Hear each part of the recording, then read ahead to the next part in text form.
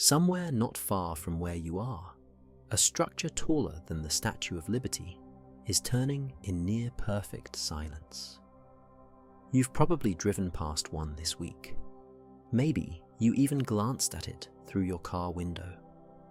Tonight, we're going to explore these quiet giants, wind turbines, and the story of how they transform invisible air into the electricity powering your phone right now is more beautiful than you might imagine.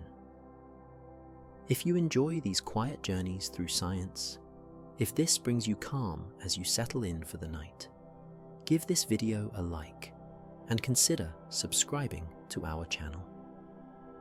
We're a community of people who find peace in understanding how the world works. Leave a comment below telling us where you're listening from and what time it is there. We'd love to know where in the world you are right now. A single blade is longer than a basketball court. Picture that. Over 90 feet of carefully shaped fiberglass curving through the air. 3 of these blades turn together in perfect balance. Each one weighs as much as a small house. 10 tons of engineered material, spinning hundreds of feet above the ground. Yet, despite their massive size, they move with surprising grace. No grinding, no roaring, just a gentle swoosh as they slice through the atmosphere. The tower rises 300 feet or more, taller than most buildings you'll ever enter, taller than 20 elephants stacked on top of each other. At the top sits something called the nacelle. It's a house-sized box where the magic happens. Inside that box, gears and generators transform spinning motion into electricity. Simple mechanics on a breathtaking scale. Those 3 blades aren't randomly arranged. They split the circle into equal thirds. When one blade points straight up, another points to the side, the third points down. This distribution of weight keeps everything stable. The balance has to be perfect. Even a small difference in weight between blades would create vibrations that could tear the whole structure apart over time. Each blade curves like an airplane wing. This isn't decoration, it's physics. Air moves faster over the curved top than the flat bottom. That difference in speed creates lift. The same force that keeps planes in the sky pulls these blades forward, pulls them around in their endless circle, day after day, year after year, capturing energy from moving air. The nacelle at the top weighs about 50 tons. That's 100,000 pounds sitting on top of a narrow tower. Inside are gears the size of car tires, a generator bigger than a refrigerator, computers monitoring everything, oil systems keeping parts lubricated, cooling systems preventing overheating. All of this packed into a space barely large enough to stand up in. The tower itself isn't hollow. Inside runs a ladder. 300 feet of rungs leading from ground to top. Maintenance workers climb this ladder several times a year. It takes about 20 minutes to reach the nacelle. At the top, they squeeze through a hatch into the machinery room. There, surrounded by the gentle hum of gears and the whistle of wind outside, they check systems, replace worn parts, ensure everything keeps spinning smoothly. These structures stand for decades, through summer heat and winter ice, through calm days and violent storms, through sunshine and rain and snow, always turning when the wind allows, always patient, always ready, converting the atmosphere's restless energy into the steady power that lights our homes and charges our devices and keeps our refrigerators cold. simple machines, doing extraordinary things in near silence. But where does the wind come from? What sets those massive blades in motion? The answer takes us to the sun. 93 million miles away, a ball of burning hydrogen releases more energy in 1 second than humanity has used in our entire history. That energy travels through space as light and heat. 8 minutes later, it reaches Earth. The sun doesn't heat our planet evenly. The equator gets more direct sunlight than the poles. Deserts heat faster than oceans. Cities absorb more warmth than forests. These differences create something remarkable. They create wind. Here's how it works. When sunlight hits the ground, it warms the air above it. Warm air is lighter than cold air. The heated air rises, creating an empty space below. Cooler air from nearby rushes in to fill that gap. That rushing movement is wind. Air moving from one place to another, following temperature differences the sun creates. It happens everywhere. Over oceans where warm water heats the air. Over mountains where valleys warm faster than peaks. Over fields where dark soil absorbs more heat than pale sand. The entire atmosphere is constantly moving, constantly balancing temperatures, constantly creating wind. This means every wind turbine is actually capturing sunlight that took a detour through the atmosphere. The energy started as light. It became heat when it touched the earth. That heat became motion when air began to rise and fall. Now, the turbine converts that motion into electricity. Solar energy, transformed 3 times before it reaches your home. Think about that chain. Fusion reactions in the sun's core, light traveling through vacuum, heat soaking into the ground, air responding to that heat by moving, blades catching that movement, gears spinning, generators producing electricity, electrons flowing through wires to your house. All of this because one part of Earth got warmer than another. The wind never stops completely. Even on calm days, air moves somewhere. High in the atmosphere, jet streams race at hundreds of miles per hour. Lower down, breezes flow across fields and through forests. Temperature differences guarantee motion. As long as the sun shines unevenly on Earth, wind will exist. Different places get different winds. Coastal areas feel sea breezes as land and water heat at different rates. Mountain, valleys channel, winds through narrow spaces, creating faster flows. Open plains let winds build speed across long distances. This is why wind farms appear in specific locations. Engineers study wind patterns for years before choosing where to build. The strongest winds often come from storms. When warm and cold air masses meet, they create powerful movements. The greater the temperature difference, the stronger the wind.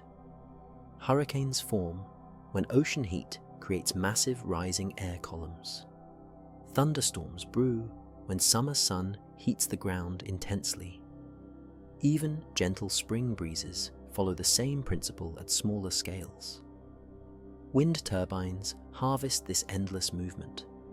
They stand in places where wind blows most consistently, where temperature differences create reliable patterns, where the sun's uneven heating becomes predictable energy. They're solar collectors of a different kind. Instead of catching light directly, they catch its consequences. The heat, the movement, the endless stirring of the atmosphere. Every rotation of those blades represents ancient fusion reactions converted to mechanical motion.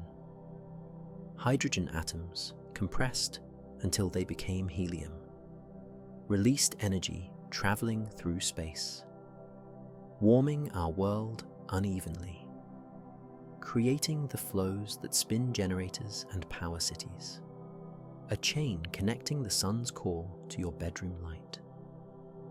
Now that wind is moving, how do we catch it most efficiently? Engineers spent decades testing designs. 2 blades, 4 blades, 5 blades, even single-blade turbines. They tested them all. 3 blades won, not by chance, but by physics. 2 blades create a problem. They wobble. When one blade points up and the other points down, the weight distribution shifts too dramatically. The turbine rocks back and forth. Over time, this wobbling damages the tower. Cracks form in the metal, bolts loosen, the whole structure weakens. 4 blades seem like they'd be better. More blades mean more surface area to catch wind, right? Wrong. 4 blades catch too much wind. They create excessive resistance. The turbine has to work harder to spin. It generates less power per rotation. Worse, the extra blade adds weight without adding benefit.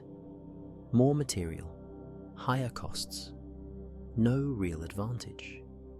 3 blades hit the perfect balance. They divide the circle into equal thirds, 120 degrees apart. When one blade reaches the top, another sits at 4 o'clock, the third at 8 o'clock. This arrangement creates perfect symmetry. The weight stays evenly distributed throughout every rotation. No wobbling, no unnecessary stress. The shape of each blade matters just as much as the number. Engineers copied airplane wings, a curved top surface, a flatter bottom surface. This shape makes air behave in a specific way. Air moving over the curved top speeds up. Air moving under the flat bottom maintains normal speed. Fast air above, slower air below. This difference creates lift. But wait, airplane wings create upward lift too. Fight gravity. Turbine blades are vertical. They need forward lift to spin around. How does that work? The blade doesn't point straight into the wind. It angles slightly. The curve faces the direction of rotation. Wind hits the angled blade and separates. Some goes over the curved side. Some goes under the flat side. The speed difference pulls the blade forward, around and around. Each blade twists from base to tip. The base is almost flat. The tip has more curve. This twist accounts for different wind speeds at different heights. Near the ground, wind moves slower because friction with the earth slows it down. Higher up, wind moves faster. The twist ensures every part of the blade works efficiently at its specific height. The blade tips move incredibly fast, over 180 miles per hour on large turbines. Yet the whole rotation takes only 5 seconds. Your eye sees slow movement because of the massive scale. But those tips are cutting through air faster than most cars on a highway. The shape has to be perfect to handle those speeds without braking. Engineers use computer simulations to test blade designs. They model how air flows around different shapes. They calculate stress points. They optimize angles. Tiny changes make big differences. A blade 1 degree off optimal loses significant power. A curve slightly wrong creates turbulence that slows rotation. The three-blade design has become standard worldwide. Nearly every modern wind turbine uses it, from small turbines generating power for single homes to massive offshore giants powering thousands of buildings. 3 blades, always 3, split evenly, shaped carefully, twisted precisely. Perfect mechanical harmony between engineering and physics.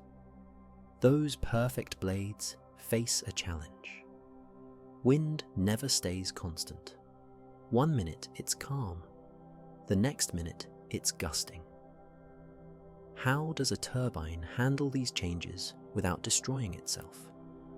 The answer lies in sophisticated control systems working every second. On calm days, when wind barely moves, the blades turn slowly. Sometimes they stop completely. The turbine waits, patient, ready. When wind picks up again, sensors detect the change within seconds.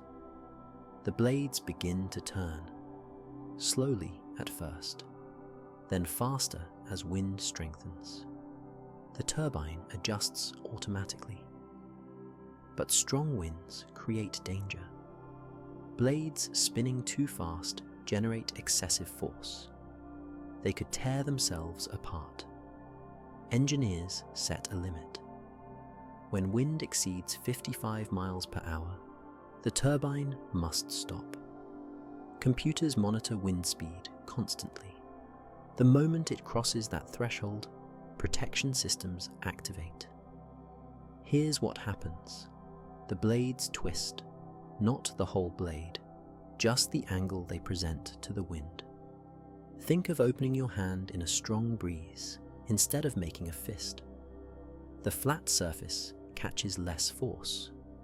Wind passes by instead of pushing hard. This twisting is called feathering. The blades feather into the wind, reducing their catch. Simultaneously, brakes engage. Not sudden, jarring brakes. Gradual pressure. The rotation slows smoothly over 30 seconds. The massive blades come to rest without shock, without damage. They stand still, turned edge-on to the wind, letting the storm pass by. When wind calms back to safe levels, the process reverses. The blades twist back to their catching position. Brakes release. The rotor starts turning again. All of this happens without human intervention. The turbine decides. The computers calculate. The systems respond. Even during normal operation, constant adjustment occurs. Wind doesn't blow steadily. It gusts and lulls. A turbine might experience 20 different wind speeds in a single minute. The control system responds to each change. Tiny adjustments to blade angle. Small variations in resistance. Always seeking optimal efficiency. The pitch system controls blade angle. Hydraulic motors at the blade root can rotate each blade independently.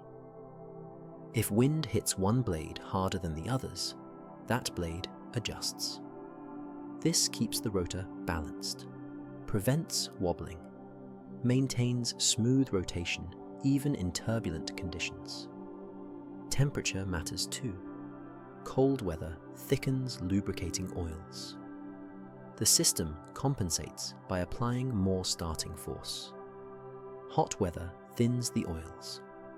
Less force needed. Sensors throughout the nacelle measure temperature, adjusting operations accordingly. The turbine knows when to produce maximum power and when to protect itself.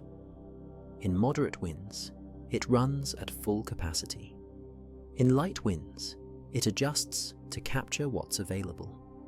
In dangerous winds, it stops. This intelligence extends the turbine's life. A well-maintained turbine lasts 25 years or more, precisely because it knows its limits. Older turbines lacked these systems.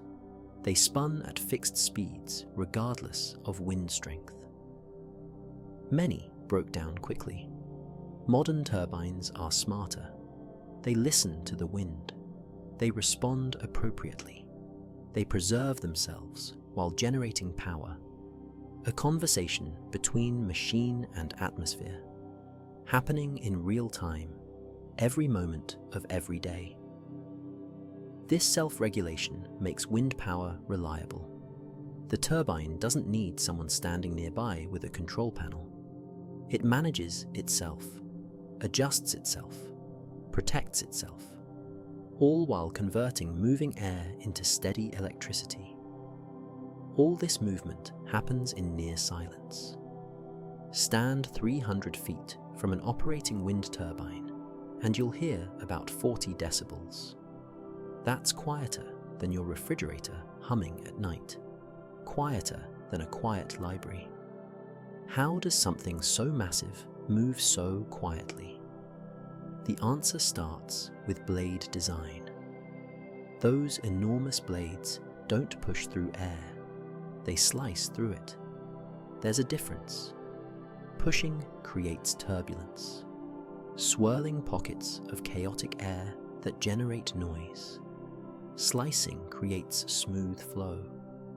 Air separates cleanly around the blade and rejoins behind it. Minimal disturbance, minimal sound. The blade's curved shape is crucial here. Remember how we talked about the airfoil design creating lift? That same design reduces noise. The gradual curve guides air smoothly over the surface. No sharp edges to create sudden pressure changes. No flat surfaces to slap against wind. Just gentle redirection of airflow. Inside the nacelle, engineers use special lubricants in the gearbox. These oils don't just reduce friction, they absorb vibrations. When gears mesh together, they create tiny oscillations. Normal oil would transmit these vibrations through the metal housing. Special lubricants dampen them, convert mechanical vibration into heat. The heat dissipates harmlessly. The tower itself acts as a sound dampener. Its cylindrical shape and thick walls prevent vibrations from traveling down to the ground. Any sound generated at the top stays mostly at the top. What does travel down gets absorbed by the tower's mass. By the time sound reaches ground level, it's barely noticeable. But the most fascinating innovation comes from nature. Engineers studied owls. These birds fly in complete silence. Their prey never hears them coming. How? Their feathers have tiny serrations along the edges. These small ridges break up air turbulence before it becomes noise. The air flows smoothly instead of creating the whooshing sound other birds make. Modern turbine blades copy this design. Look closely at the trailing edge of a blade and you'll see small ridges. They look like tiny teeth. These ridges serve the same purpose as owl feather serrations. They break up turbulent air before it can create sound. The air flows off the blade in organized streams instead of chaotic swirls. This biomimicry reduces noise by several decibels. That might not sound like much, but decibels work on a logarithmic scale. A few decibels represent a significant reduction in actual sound energy. The difference between noticeable and barely perceptible. Older turbines were much louder. They spun faster. Their blades had simpler shapes. Their gearboxes used standard lubricants. People complained about the noise. Communities resisted wind farm construction. Engineers listened. They improved designs. Modern turbines are the result of of decades of refinement. The result is remarkable. Giants taller than skyscrapers, blades longer than passenger jets, spinning at speeds exceeding highway traffic. Yet they whisper. Stand beneath one, and you might hear a gentle whoosh as each blade passes overhead. But it's soft, peaceful, more like wind through trees than industrial machinery. This quietness matters. It allows turbines to exist near communities. Farmers sleep peacefully with turbines in their fields. Wildlife adapts because the sound doesn't alarm them. The technology generates clean power without acoustic pollution. Silent giants transforming invisible wind into electricity while the world around them rests. One silent turbine is impressive. But turbines rarely stand alone. They gather in groups, sometimes dozens, sometimes hundreds. These collections are called wind farms, and they work together in ways that might surprise you. A single turbine generates enough electricity for about 500 homes. That's significant. But modern communities need more, much more. So turbines multiply across landscapes. Hills covered with white towers, plains dotted with spinning blades, offshore platforms hosting rows of giants, all working as one system. Computers coordinate everything. Each turbine communicates with a central control system. That system knows which direction the wind blows, how strong it's blowing, which turbines are operating at full capacity, which ones are idle.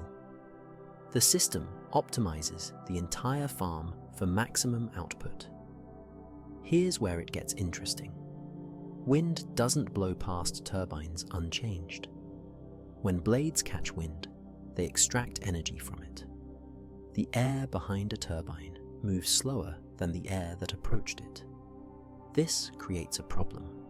If you place turbines too close together, the ones in back receive weaker wind, they generate less power. Engineers solve this through spacing. The first row of turbines faces the prevailing wind. They catch full-strength gusts. Behind them, wind slows. So the second row sits further back, far enough that wind has time to recover speed, to rebuild energy. Usually about 5 to 7 rotor diameters apart. For large turbines, that means half a mile or more between rows. Think of it like a wave passing through. The first turbine takes its share of energy. Wind flows on, slightly diminished. Picks up speed again. Reaches the second turbine. Takes another share. The pattern continues across the entire farm. Each turbine getting its turn. Each one contributing to the total output. The arrangement isn't random. Engineers study wind patterns for years before building. They map how wind flows across terrain, how it speeds up over hills, how it channels through valleys. They position each turbine in the optimal location. Some turbines might be closer together, others spread further apart, all based on local wind behavior. Wind direction changes throughout the year. Summer winds blow differently than winter winds. The farm must handle this variation. That's why turbines can rotate to face any direction. As seasonal patterns shift, each turbine adjusts. The farm remains efficient, regardless of which way wind blows. Together, these coordinated systems generate enormous power. A large wind farm can produce electricity for an entire city. The biggest farms exceed 1,000 megawatts. That's enough for 1 million homes. more power than many traditional power plants, all from moving air. Some farms span dozens of square miles, hundreds of turbines working in perfect synchronization. When you see them, they seem independent, each one turning at its own pace. But beneath the surface, they're connected, sharing data, coordinating operations, maximizing collective output. This cooperation extends beyond individual farms. Multiple wind farms in a region connect to the same electrical grid. When one farm experiences low winds, another might have strong winds. The grid balances these variations, draws power from wherever wind is strongest, distributes it where demand is highest. The result is reliable renewable energy at massive scale. Not just one turbine powering a few hundred homes, but networks of turbines powering millions. Silent orchestras playing across landscapes, each instrument crucial, each contribution necessary, together creating something far greater than any single turbine could achieve alone. Some turbines stand in an entirely different world, not on land, in the ocean, miles from shore. These offshore turbines face challenges land turbines never encounter, but they also access something land turbines never experience: endless, powerful wind. Wind blows stronger over water, much stronger. No mountains slow it down. No forests create friction. No buildings interrupt the flow. Ocean wind reaches turbines at full force. Consistent force, day and night. This consistency makes offshore turbines worth their extra complexity. These ocean giants stand even taller than their land cousins. Some reach 400 feet high. Their blades span wider. Their generators produce more power. A single offshore turbine can power twice as many homes as a land turbine. The investment in building them offshore pays back through higher output, but first, they must stand firm in moving water. Engineers have two approaches. The first is foundation-based. Drive massive steel pylons 50 feet into the seafloor. Pour concrete around them. Build a platform. Mount the tower on that platform. This works in shallow water, up to about 150 feet deep. Deeper water requires floating turbines. These platforms don't touch the bottom. They float on the surface, held in place by cables anchored to the sea floor. The cables stretch hundreds of feet down. They're strong enough to hold a turbine steady, even in storms. The platform rises and falls with waves, but stays positioned over the same spot. Salt water attacks everything. It corrodes metal faster than fresh water or air. Every bolt, every weld, every surface exposed to ocean spray faces constant chemical assault. Engineers combat this with special coatings, zinc layers, protective paints, sacrificial anodes that corrode instead of the structure itself. Maintenance becomes complicated. You can't just drive a truck to an offshore turbine. Crews travel by boat. They need calm seas to approach safely. Rough weather grounds maintenance operations.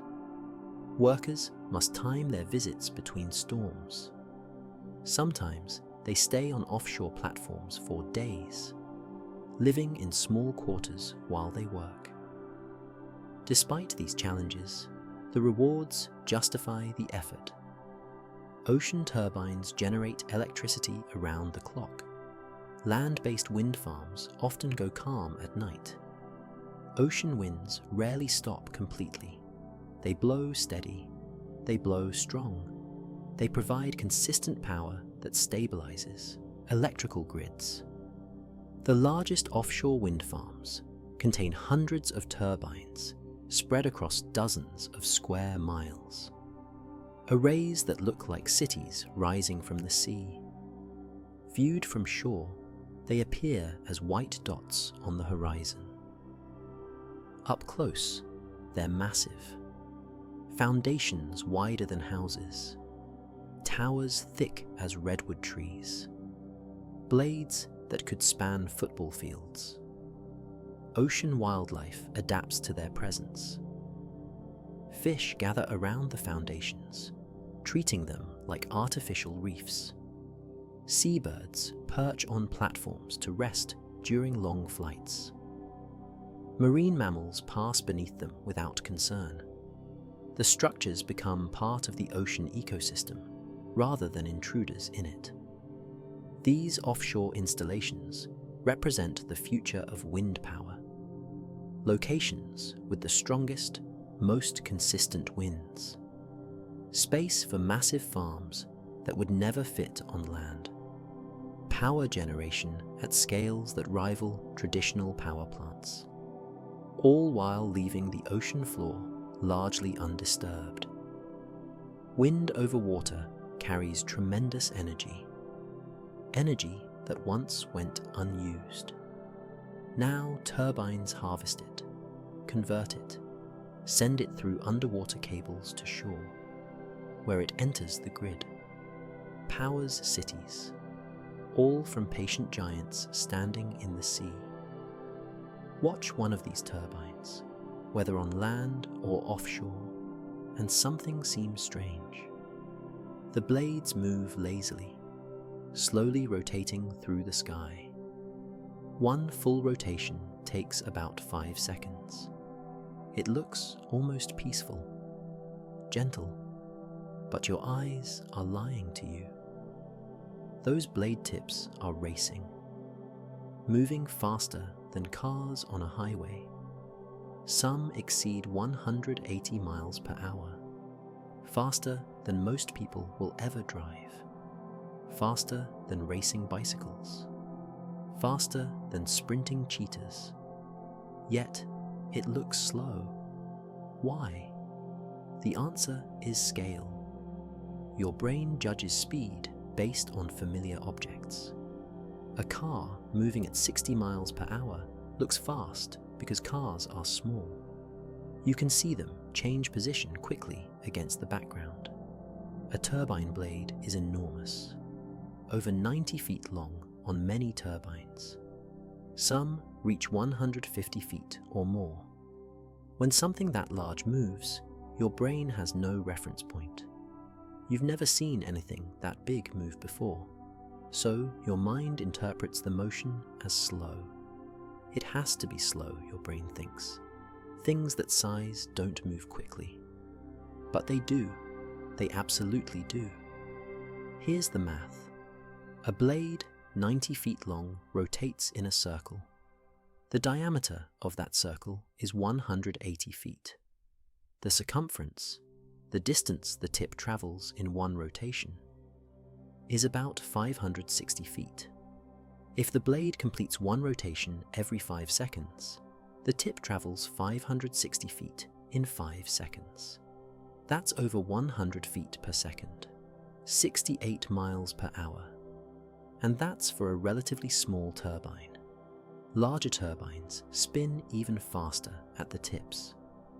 A 150-foot blade on a 5-second rotation. The tip moves at 113 miles per hour. The biggest offshore turbines? Tips exceeding 180 miles per hour. Highway speeds at 300 feet in the air. This creates stress, tremendous stress. The blade must withstand forces trying to tear it apart. Centrifugal force pulls outward. Wind resistance pushes backward. The blade experiences both simultaneously. every second of every rotation. For decades, engineers limit rotation speed for good reasons. Faster spinning generates more noise. Remember those blade tip designs that reduce sound?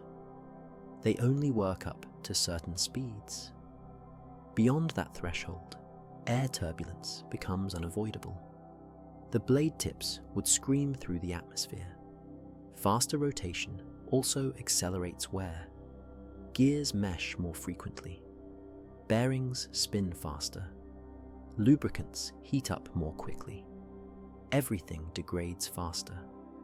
The turbine's lifespan shortens. Maintenance costs increase. The benefits don't outweigh the drawbacks. Current speeds balance power generation with longevity. The blades move fast enough to generate substantial electricity, but slow enough to last 25 years or more. Fast enough to capture wind energy efficiently, but slow enough to operate quietly. It's optimization through countless calculations and real-world testing. The illusion persists though. Every time you see a turbine, your brain tells you it's moving slowly, peacefully, almost meditatively, and in a way, it is. That steady rotation has a calming rhythm, predictable, constant, reliable. But remember what's really happening. Those tips are slicing through air at incredible speeds, generating forces that would tear apart weaker materials, converting tremendous kinetic energy into electricity, all while appearing to turn gently against the sky. An optical illusion hiding remarkable power. Those blades spinning at highway speeds face another challenge. Wind doesn't blow from one direction all day. It shifts constantly. Morning winds blow from the east. Afternoon winds from the west. Evening winds from the north. Throughout a single day, wind direction might change dozens of times. The turbine must face directly into the wind to work efficiently. Blades angled wrong catch less wind, generate less power, waste the energy available. So how does a turbine weighing hundreds of tons reorient itself throughout the day? Automatically, without human help. At the top of the tower, behind the massive nacelle, sits a motor called a yaw drive. It's essentially a giant turntable. The entire nacelle, all 50 tons of it, rests on this rotating platform. The motor can spin the nacelle a full 360 degrees. Slowly, carefully, precisely. Wind sensors on top of the nacelle measure direction constantly. They're like weather vanes, simple devices that point into the wind.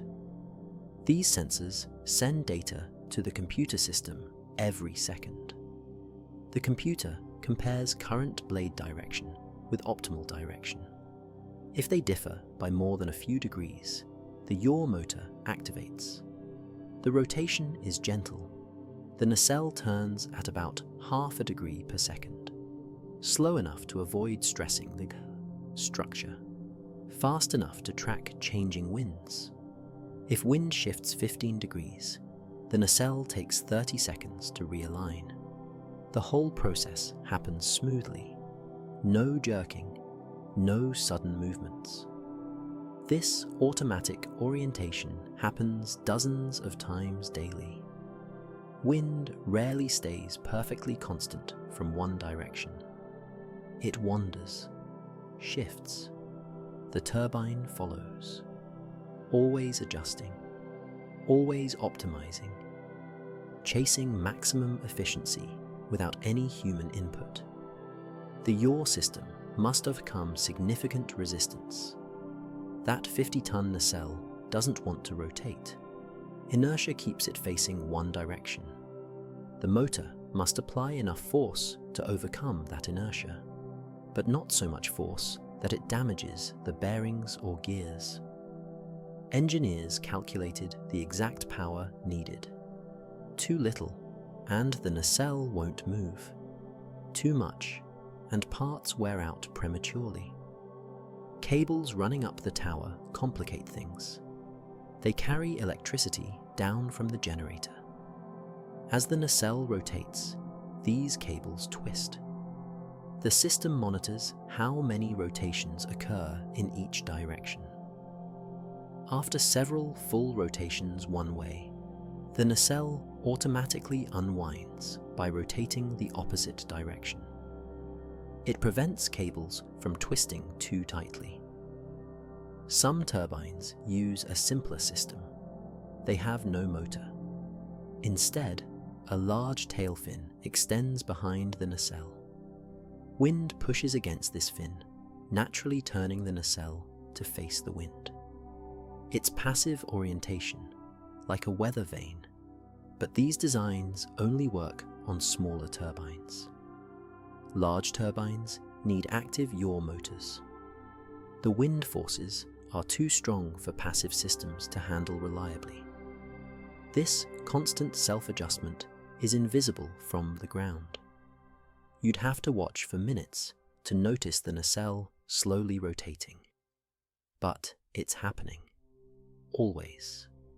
The turbine dancing with the wind, responding to every shift, every change, maintaining perfect alignment through patient, automated adjustment. A quiet partnership between machine and atmosphere. The wind provides energy. The turbine positions itself to receive that energy most efficiently. No waste, no missed opportunities, just continuous optimization happening 300 feet above the ground. All this self-adjusting machinery, these massive rotating blades, this automatic orientation system must be built from something extraordinary. Materials strong enough to last decades, light enough to spin efficiently, resilient enough to withstand nature's assault. What goes into building a wind turbine? The blades are mostly fiberglass, not solid fiberglass. Layers of it. Thin sheets of glass fiber woven together like fabric. Engineers lay these sheets in molds. They coat them with resin. The resin hardens, locks the fibers in place, creates something stronger than steel but much lighter. Inside each blade runs a structural beam. This beam is the blade's spine. It's made from carbon fiber, the same material used in race cars and aircraft. Carbon fiber has an incredible strength to weight ratio. A carbon fiber beam weighs a fraction of what steel would weigh, but it handles stress just as well. Better, actually. It doesn't corrode, doesn't fatigue as quickly. The tower is steel, thick steel at the bottom, thinner toward the top. Each section is about 65 feet tall. They stack like massive tubes, bolted together with connections that can handle tremendous force. The bottom section might have walls 2 inches thick, solid enough to support everything above. The top section uses thinner walls because it carries less weight. Inside the nacelle, gears are made from specially hardened steel, heat-treated, tempered. These gears mesh together thousands of times per minute. They must resist wear, resist deformation. Standard steel would crack within months. Hardened steel lasts decades. Copper wires carry electricity from the generator down through the tower. Thick copper cables. Copper conducts electricity better than almost any other practical material.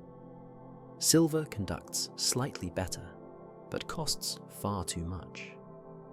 Aluminum is cheaper, but requires thicker cables. Copper hits the sweet spot between performance and cost. Every material choice involves compromise. Fiberglass is light, but can crack under impact. Carbon fiber is strong, but expensive. Steel is affordable, but heavy. Copper conducts well, but costs more than aluminum.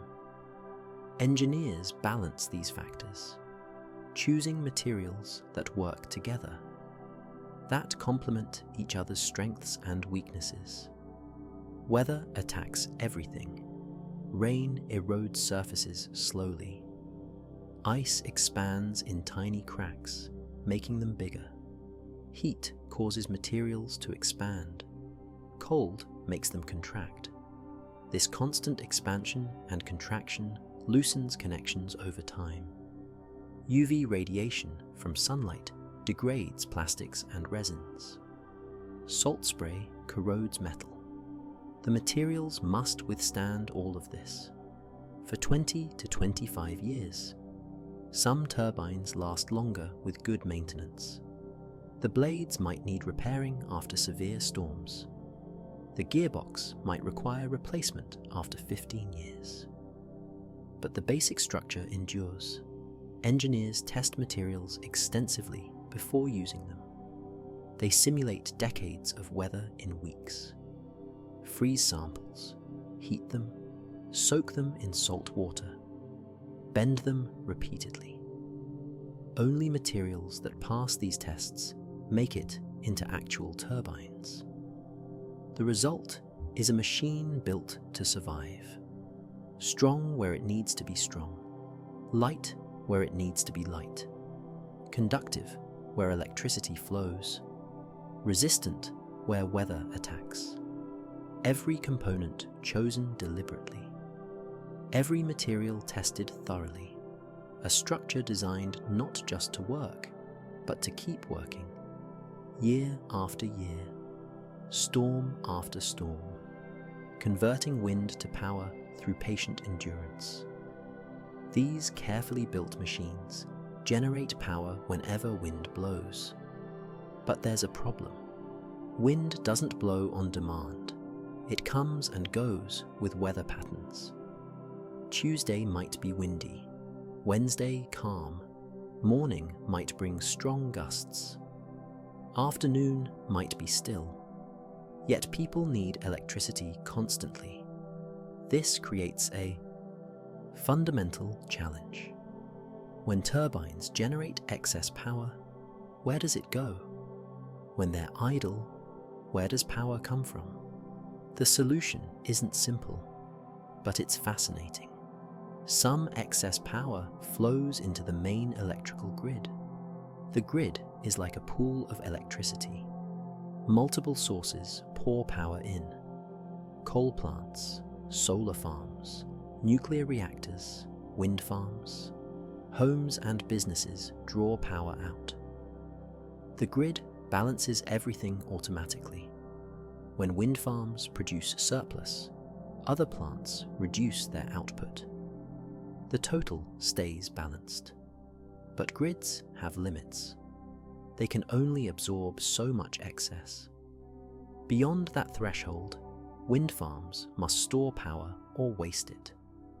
Wasting it means stopping turbines even though wind is blowing. That's inefficient. Storage is better. The most common storage method uses batteries. Massive batteries. Not like the ones in your phone. Industrial batteries the size of shipping containers. Multiple containers linked together. A single facility might fill a warehouse. These are usually lithium-ion batteries, the same basic chemistry as your phone, just scaled up tremendously. When wind farms generate excess, they charge these battery banks. Electricity flows in. Chemical reactions store the energy. Later, when wind dies down, the process reverses. The batteries discharge, release their stored energy back into the grid. It happens automatically based on grid demand. Battery storage has limitations. Lithium-ion batteries degrade over time. After several thousand charge cycles, they hold less energy. Eventually, they need replacement. They're also expensive. A warehouse full of batteries costs tens of millions of dollars. But prices keep dropping as technology improves. Another storage method uses gravity and water. It's called pumped hydro storage. Here's how it works. Build two reservoirs at different elevations. One high on a mountain, one in a valley below. Connect them with large pipes. When excess wind power is available, use it to pump water uphill, from the lower reservoir to the upper one. This stores energy as gravitational potential. The water wants to flow back down. Later, when power is needed, open the gates. Let water rush downhill through the pipes. It spins turbines as it descends. Generates electricity. Essentially, the wind power lifted water earlier, so gravity can generate power now. Pumped hydro stores energy for longer periods than batteries, days instead of hours. But it requires specific geography.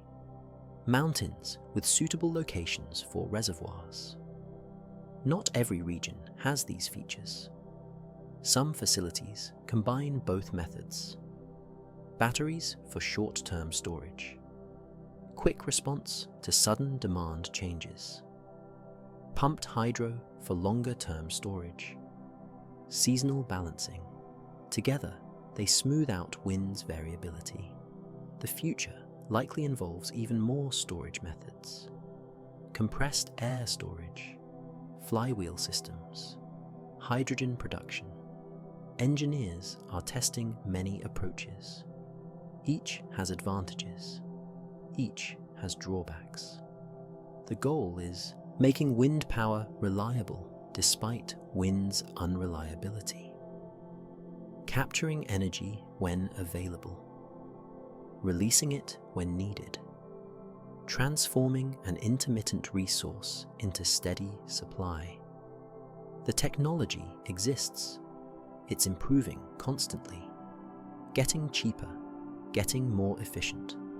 Making wind power increasingly practical as a major electricity source.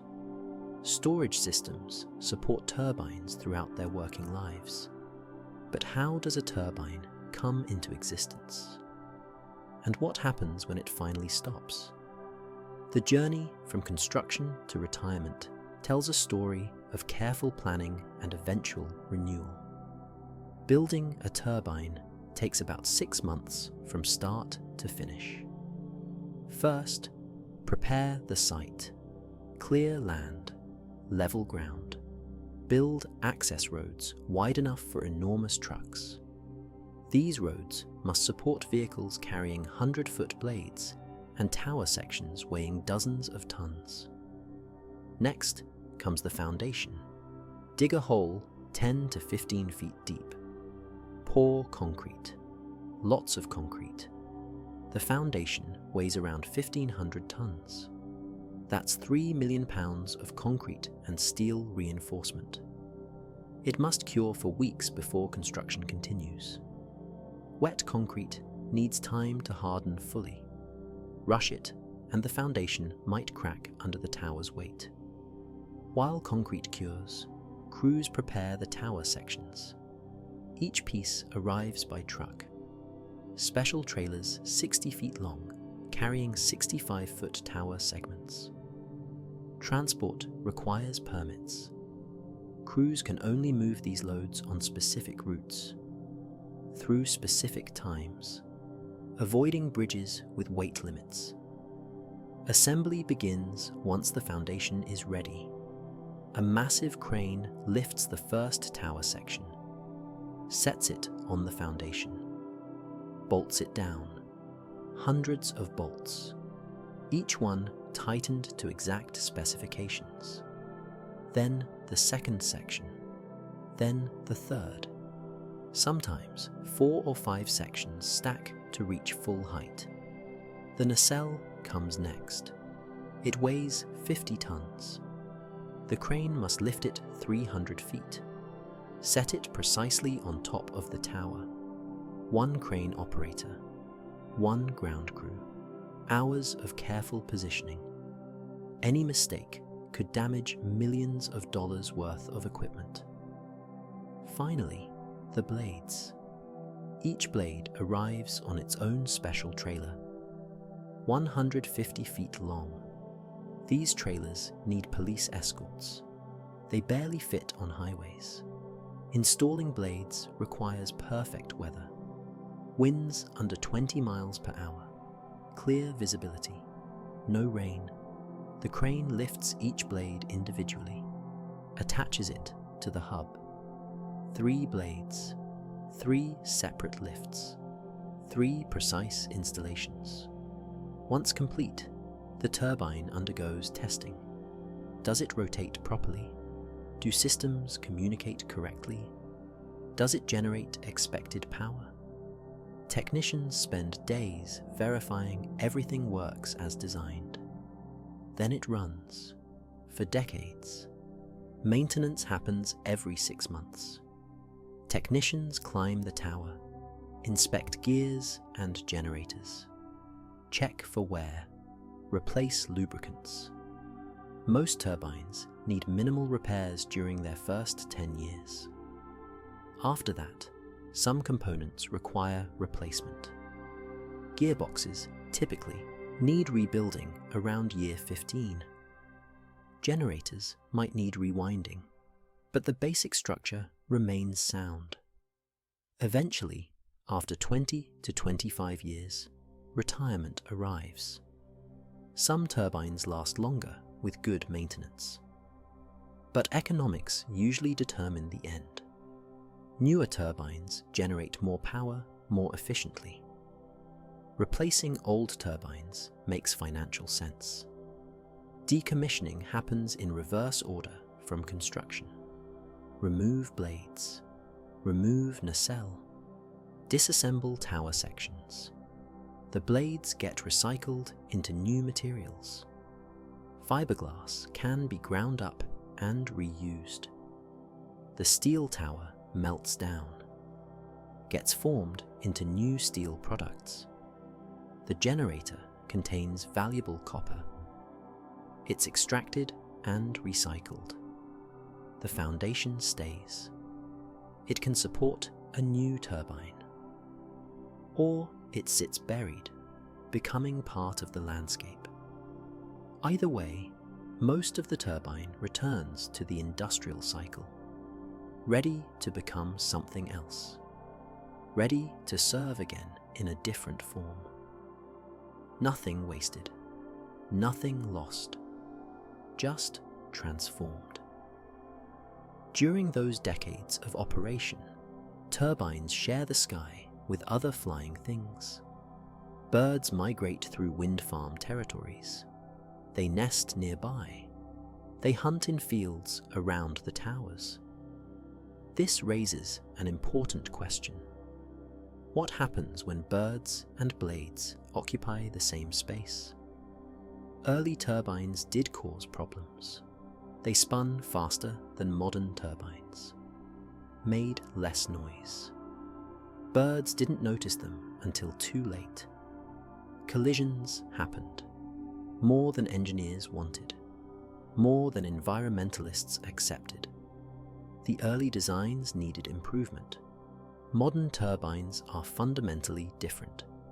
They rotate slower, much slower. Remember those seemingly lazy rotations we discussed? That's partially for bird safety. Slower blades give birds more time to see them, more time to react, more time to change course. A bird flying past has several seconds to notice the blade and adjust flight path. The larger size helps too. Modern blades are enormous, impossible to miss from a distance. Small, fast-spinning blades were harder to spot. They blurred into visual noise. Large, slow blades stand out clearly. Birds see them as obstacles to avoid, rather than empty space to fly through. Some wind farms use radar systems, the same technology airports use to track planes. These systems detect approaching bird flocks. When large groups fly toward the farm, computers send signals. Specific turbines in the flock's path shut down temporarily. Birds pass safely through. Turbines restart once they're gone. The whole process is automatic. Paint helps too. Some farms paint one blade a different color, usually black. This creates a visual contrast, makes the rotation more obvious. Birds track movement better when there's color difference. Studies show painted blades reduce collisions significantly. Context matters when discussing bird deaths. Windows kill billions of birds yearly. Glass reflects sky and trees. Birds don't see the barrier. They fly full speed into windows. Die on impact. Billions annually. Cars kill hundreds of millions. Birds crossing roads, flying low across highways. Power lines kill millions through electrocution. Cell towers kill millions through collisions. Wind turbines kill thousands. Thousands, not millions, not billions. Still significant. Every bird death matters. But wind energy isn't the primary threat to bird populations. It's not even in the top 10 threats. Habitat loss kills more birds. Pesticides kill more birds. Cats kill more birds. Significantly more. Engineers keep improving. They study bird migration patterns. They position turbines away from major flyways when possible. They time maintenance during migration seasons. When millions of birds fly through, observers watch. If large flocks approach, they manually shut down turbines until the flock passes. Some species adapt quickly. Raptors learn to hunt near turbines. The structures provide perching spots. The cleared land attracts rodents. Easy hunting. These birds navigate around spinning blades without issue. They're intelligent. They learn. Offshore turbines face different challenges. Seabirds sometimes collide at night during storms. Disoriented by weather, confused by turbine lights, engineers are testing solutions. Radar that detects individual birds, not just flocks. Lights that flash in patterns, birds recognize as warnings. The goal isn't zero impact. That's impossible. The goal is minimizing harm while generating clean power. Every improvement helps. Every study adds knowledge. Every design refinement makes turbines safer. The technology evolves toward better coexistence with the wildlife sharing the sky. Birds fly during the day, but turbines operate 24 hours. At night, they need lights, not for themselves, for aircraft. Those blinking red lights you see aren't decorative. They're legally required. Aviation law mandates lights on structures over 200 feet tall. Wind turbines easily exceed this height. Most reach 300 feet. Some offshore turbines surpass 400 feet. Planes flying at night need to see these obstacles. The lights warn pilots. Keep aircraft at safe distances. The lights flash in synchronized patterns across entire wind farms. All turbines blink together. on, off, on, off. This synchronization helps pilots judge distances. If lights blink randomly, depth perception becomes difficult. Synchronized flashing creates a visual grid. Pilots can estimate spacing, navigate safely around the farm. Each light is bright, very bright, visible for miles. This causes complaints. People living near wind farms see the blinking every night, through bedroom windows, while trying to sleep. The lights become irritating. Some communities resist wind farm construction, partly because of this visual pollution. Engineers found solutions. The newest technology uses radar-activated lights. The same concept as motion sensor lights at home. But instead of detecting motion, they detect aircraft. Radar systems monitor the sky around the wind farm. When a plane approaches within a certain distance, the lights activate. Otherwise, they stay dark. This dramatically reduces light pollution. The farm sits invisible most of the night, only lighting up when actually necessary for safety. Communities near these farms report much higher satisfaction. The constant blinking that disturbed sleep disappears. Nights become dark again. Some turbines use infrared lights instead of visible red lights. Infrared is invisible to human eyes, but pilots wearing night vision goggles see it clearly. This works for military aircraft. Fighter jets often use night vision. They benefit from infrared markers without creating visible light pollution. Commercial pilots don't typically use night vision. They need visible lights. So infrared doesn't solve everything, but combining technologies helps. Visible lights that activate only when commercial aircraft approach. Infrared lights always on for military aircraft. Both systems running simultaneously, each serving its purpose. The light requirements vary by country. Some nations require more lights per turbine, others allow fewer. Some mandate specific flash patterns, others permit variation. This creates challenges for international turbine manufacturers. A turbine designed for American regulations might not meet European requirements. Companies must adapt designs for different markets. Offshore turbines face additional requirements. They mark navigation hazards for ships, not just aircraft. Marine lights differ from aviation lights. Different colors, different flash patterns.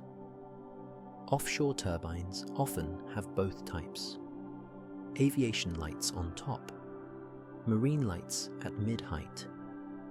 Double the lighting, double the complexity.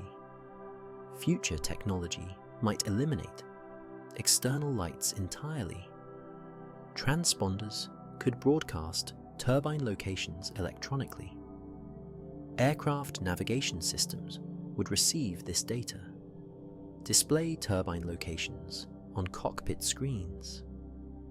No physical lights needed. The technology exists. Implementation requires updating aircraft and regulations. That takes time. Until then, turbines blink through the night, marking themselves for safety, trying to balance visibility with minimal disturbance, slowly getting better at both. The lights getting smarter, the systems getting more sophisticated. Progress toward dark nights and safe skies. Those lights blink through all seasons. Summer heat, spring rain, and winter cold. Cold creates unique challenges for turbines. Ice especially.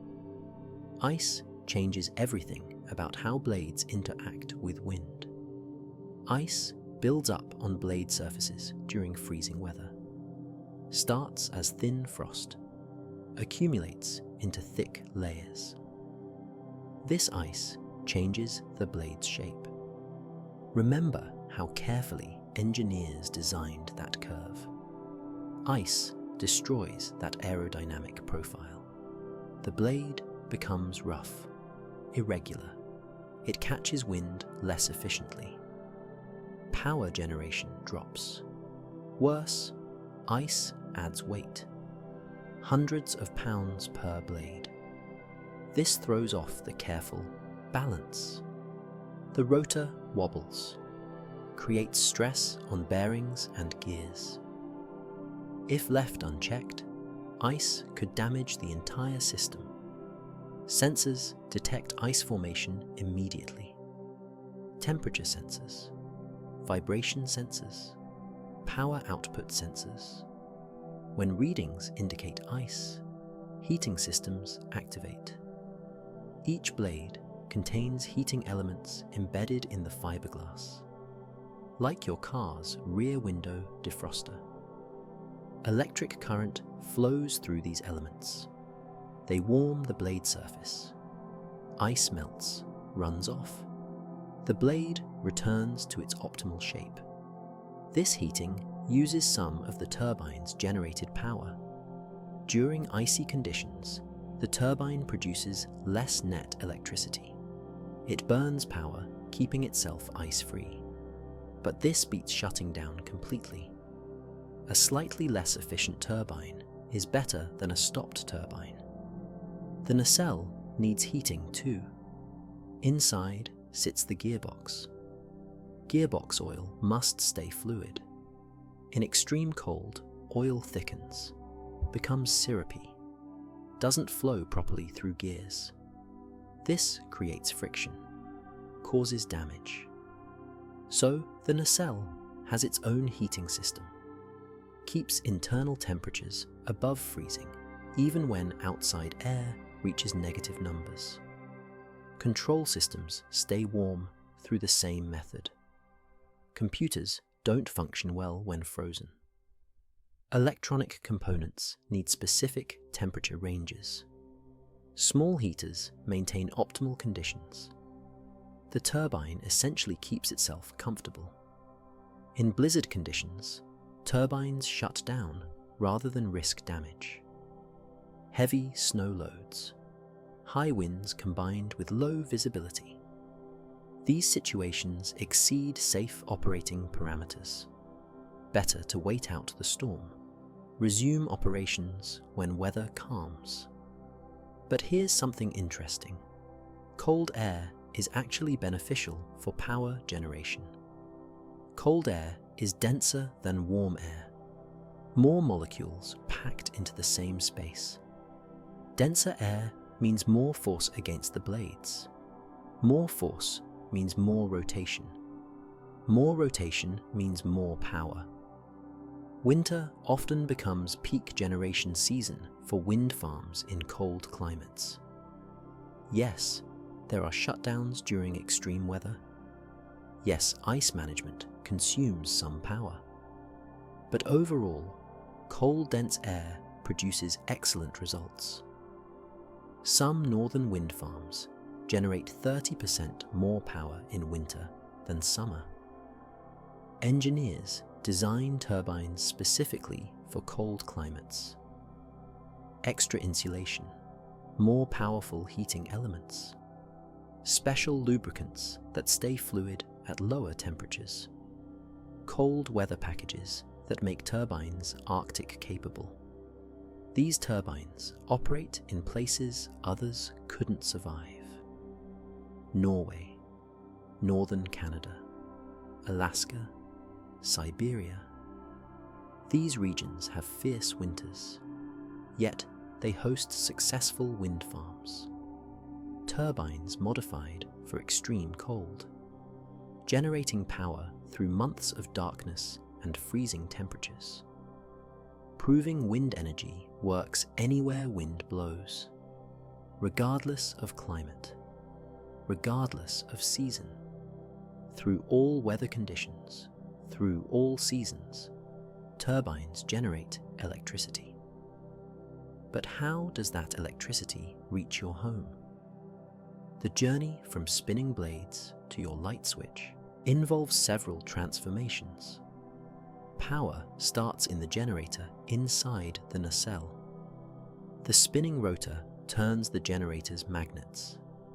These magnets create an electrical current.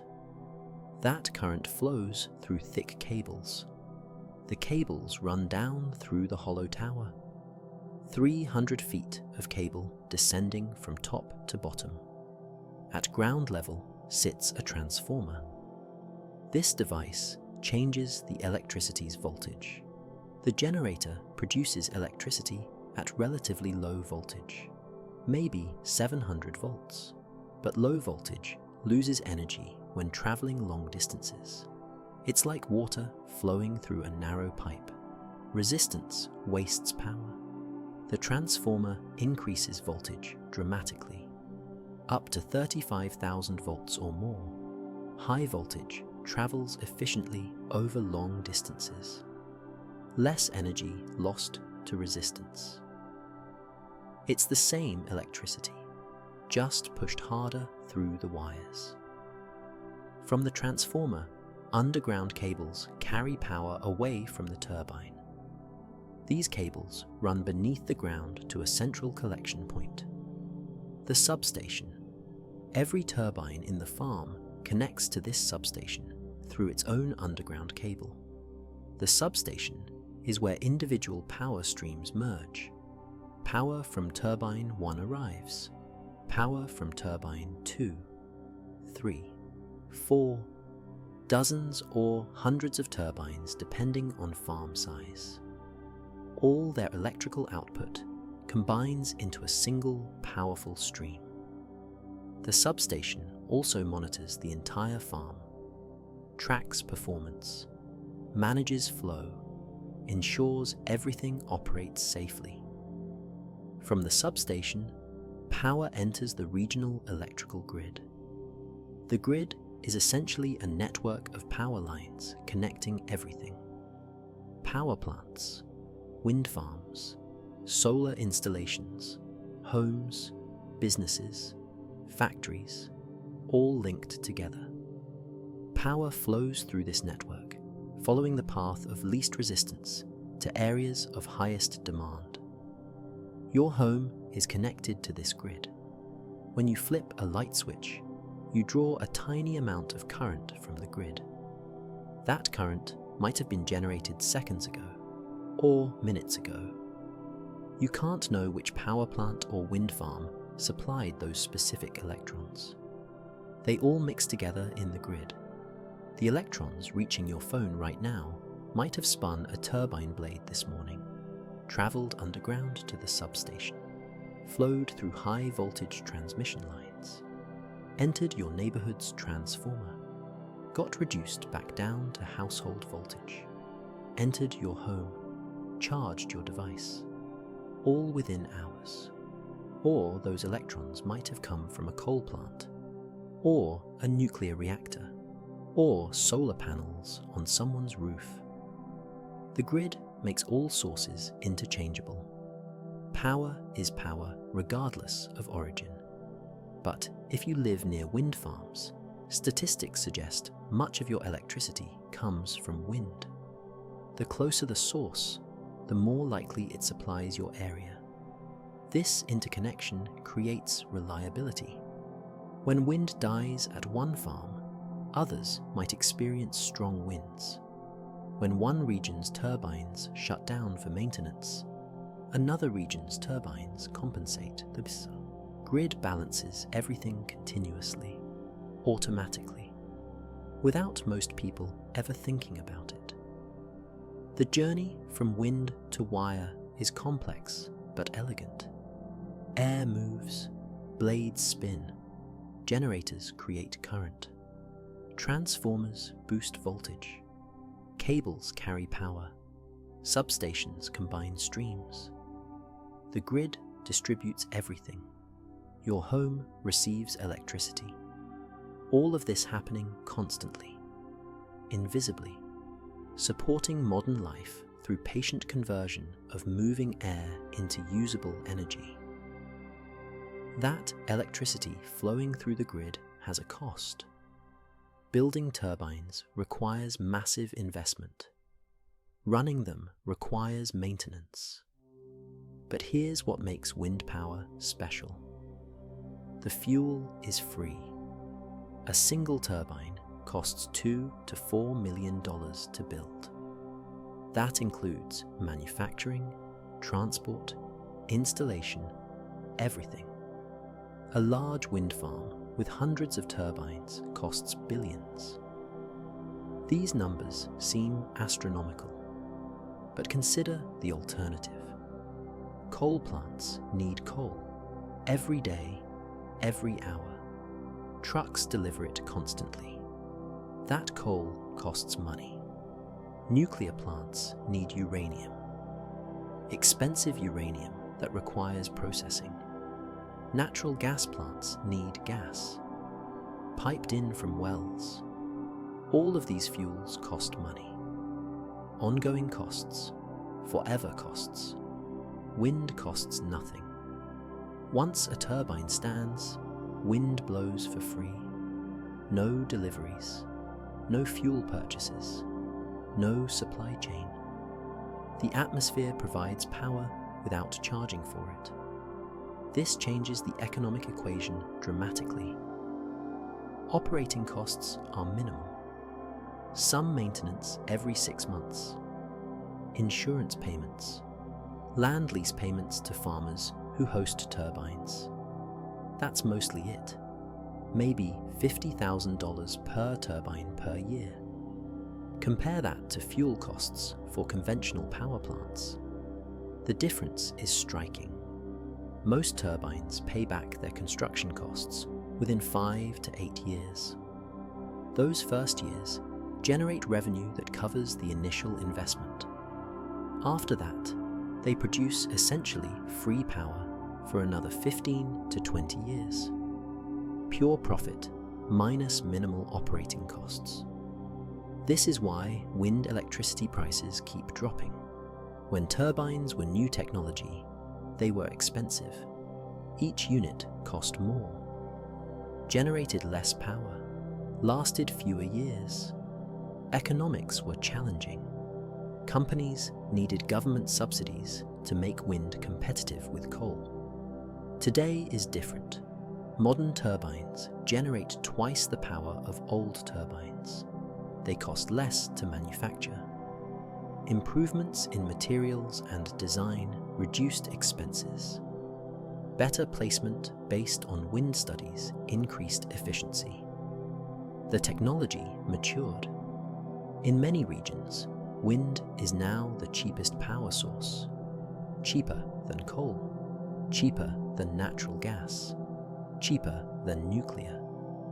Not because those sources got more expensive, because wind got cheaper, much cheaper, and continues dropping in price.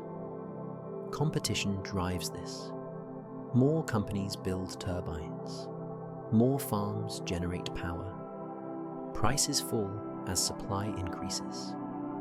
Better technology, improved efficiency, economies of scale, all pushing costs downward.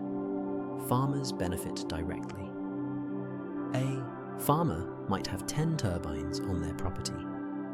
Each turbine pays $3,000 to $8,000 annually in lease payments. That's $30,000 to $80,000 per year. Guaranteed income, regardless of crop yields, regardless of weather affecting harvests. The turbines pay even during drought years when crops fail. The land under turbines remains farmable. Crops grow right up to the tower base.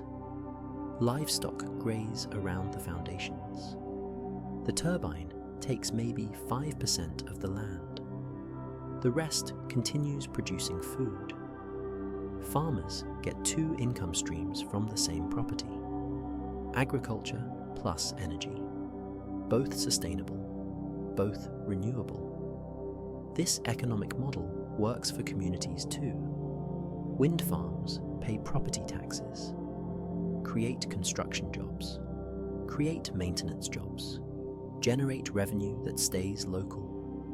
Rural areas especially benefit. Places that struggled economically find new prosperity through wind development. The long-term trend is clear. Wind energy becomes more affordable every year, more competitive, more widespread. The free fuel makes this inevitable. You can't compete with free. Eventually, economics favor the resource that costs nothing to operate.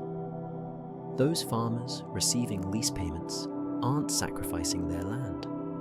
They're sharing it. This is one of wind energy's most elegant features. Turbines and crops coexist peacefully on the same acres. Walk through a wind farm during growing season. You'll see corn reaching toward the sky, wheat swaying in the breeze, soybeans stretching across fields, and every few hundred yards, a white tower rising above the crops. The turbine takes maybe 20 feet of diameter at ground level. The rest belongs to agriculture. Calculate the actual land use. A typical turbine foundation is 20 feet across. That's 314 square feet. Add access roads. Maybe another 1,000 square feet per turbine. Call it 1,500 square feet total. A single acre contains 43,560 square feet. The turbine uses about 3% of 1 acre. A farmer might have 500 acres. 10 turbines scattered across that land. Those turbines occupy roughly 15,000 square feet combined, less than half an acre out of 500. Over 99% of the land remains available for farming. The impact is minimal. The benefit is substantial. Crops don't mind the shade. The tower casts a moving shadow throughout the day. This shadow covers different ground each hour as the sun moves. No single spot stays shaded constantly. Plants receive adequate sunlight. Yields remain normal. Sometimes they improve. Here's why yields might improve. The rotating blades create mild air turbulence. Nothing violent, just gentle mixing of air layers. This mixing can reduce frost damage during cold nights. Normally, cold air settles near the ground. Warmer air stays higher. This stratification allows frost to form on crops. Turbine-induced mixing brings warmer air down, pushes cold air up, reduces the temperature difference between layers. When temperatures hover near freezing, this mixing can prevent frost formation. Crops that would have been damaged survive unharmed. Farmers harvest more. Livestock adapt easily. Cattle graze around turbine bases without concern. They use the towers for shade on hot days. The concrete foundation provides a spot to rest. Sheep do the same. Horses show no fear. These animals hear the whooshing blades, but the sound doesn't alarm them. It becomes background noise, natural as wind through trees. The towers provide unexpected benefits. Birds of prey perch on maintenance platforms. They scan fields for rodents from this elevated viewpoint. Better hunting. The foundations attract ground squirrels. These squirrels attract hawks. A micro-ecosystem develops around each turbine. Some farmers plant pollinator gardens around turbine bases. Small circles of wildflowers. These gardens support bees and butterflies. The lease payments fund conservation efforts. What was pure monoculture becomes slightly more diverse. Agricultural land with pockets of native plants. Both production and preservation happening simultaneously. This dual use represents efficient land management. Every acre serves two purposes: food production, energy production, both renewable, both sustainable, neither preventing the other. The turbine doesn't consume resources the crops need. The crops don't interfere with the turbine's operation. It's symbiotic. The farm provides space and wind access. The turbine provides income and sometimes better growing conditions. Both benefit. Neither compromises. Rural landscapes producing food and power from the same soil. Harvest season brings wheat and electricity, both gathered from the same fields. Individual farms produce power locally. But zoom out. Look at the entire planet. Wind turbines are transforming how humanity generates electricity. The scale is remarkable and growing rapidly. Worldwide, wind turbines generate about 7% of all electricity. That might sound small, but 7% of global power is enormous. Billions of people using electricity constantly.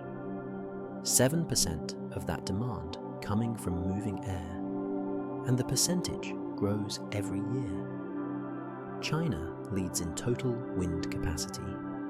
Thousands of turbines across vast territories. Coastal installations, mountain installations, desert installations. China invested heavily in wind power over the past 2 decades. The investment paid off. They now generate more wind electricity than any other nation. The United States ranks second. Wind farms span from California to Texas to Maine. Great Plains states especially benefit. Kansas, Oklahoma, Iowa. These states have consistent, strong winds. Turbines generate substantial portions of their electricity. Some days, wind provides over half of what these states need. But percentage matters more than total capacity. Denmark gets nearly half its electricity from wind, almost 50%. Think about that. A modern industrial nation running substantially on air movement. They proved it's possible. Not theoretical. Not someday. Right now. Some regions occasionally hit 100% wind power. During particularly windy days, turbines generate more than local demand. These places run entirely on wind temporarily. The excess flows to neighboring areas through grid connections. When wind calms, they draw power from elsewhere. It balances. This is the future vision. Many regions producing renewable power, trading with each other based on conditions. When it's sunny somewhere, solar dominates. When it's windy elsewhere, wind leads. When it's neither, stored energy from batteries or pumped hydro fills gaps. Together, these sources could replace most fossil fuel generation.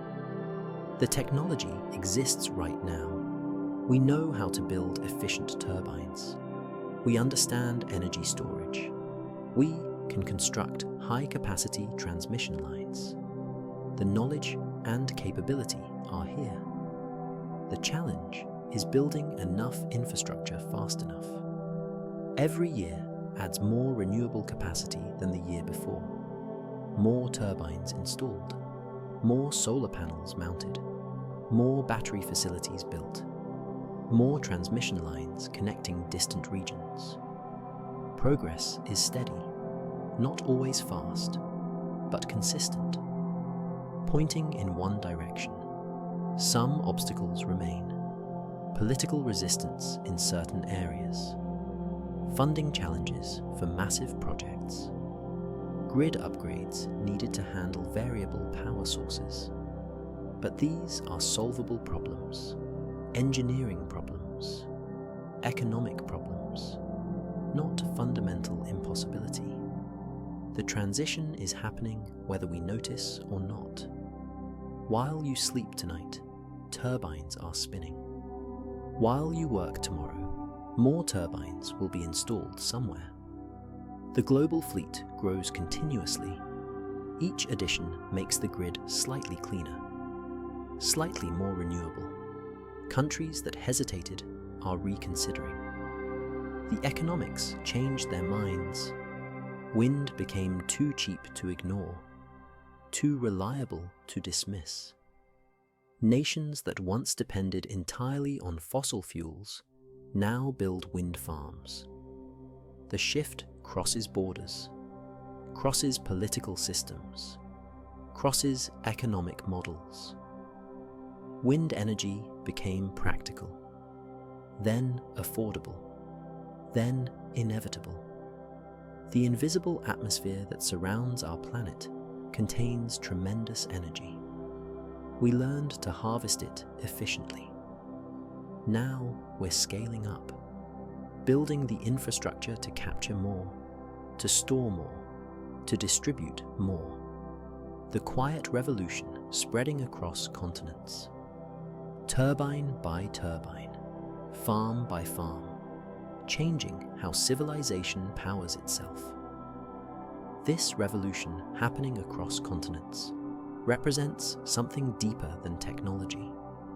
It represents a fundamental shift in how humans relate to energy, to nature, to the planet we inhabit.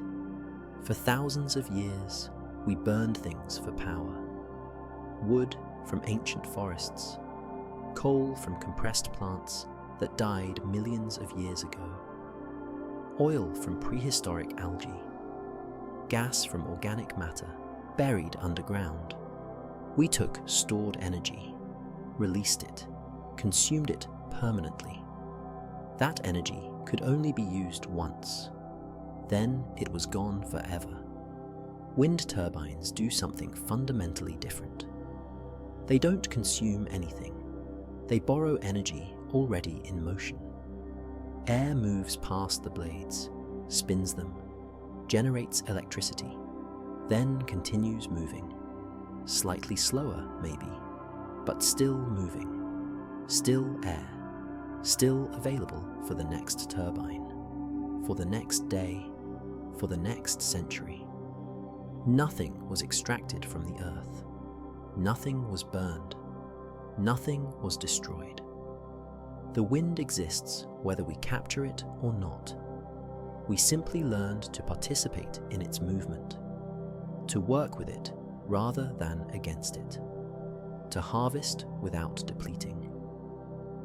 This is a gentler relationship with nature. Not taking, sharing, not extraction. Cooperation. The atmosphere provides power endlessly. We built machines patient enough to accept what it offers, quiet enough not to disturb what surrounds them, elegant enough to turn invisible motion into visible benefit. As you settle deeper into rest tonight, imagine those giants standing in fields, in oceans, on plains and mountains. Imagine them turning slowly under stars, generating power while the world sleeps. Some turbine somewhere is spinning right now, its blades cutting through darkness, its generator humming softly, creating electricity that flows through wires to homes where people rest peacefully. Maybe your home, maybe your power came from wind that blew this evening, energy that was sunlight yesterday, heat that became motion today, motion that became electricity tonight. The circle connecting sun to atmosphere to turbine to you. Ancient fusion reactions powering your modern life through the patient work of engineered giants. Tomorrow morning, when you wake, when you turn on lights or charge your phone, remember, some of that power might have come from wind that blew while you slept, from turbines that worked through the night, converting darkness and air into the energy that starts your day. The revolution is quiet, patient, already here. If you enjoyed this journey through the science of wind turbines, if these facts brought you calm and wonder as you prepared for sleep, please take a moment to subscribe to Simple Sleepy Science. Hit that like button.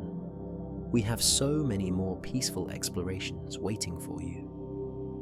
From the mysteries of deep ocean currents to the silent language of trees. From the physics of snowflakes to the chemistry of stars. Each one designed to ease you into rest while feeding your curiosity. Leave a comment telling us what you'd like to explore next. What phenomenon fascinates you? What process makes you wonder? We read every suggestion. We love knowing what brings you peace. Thank you for spending this time with us. Rest deeply and know that somewhere right now, a turbine turns. Sleep well.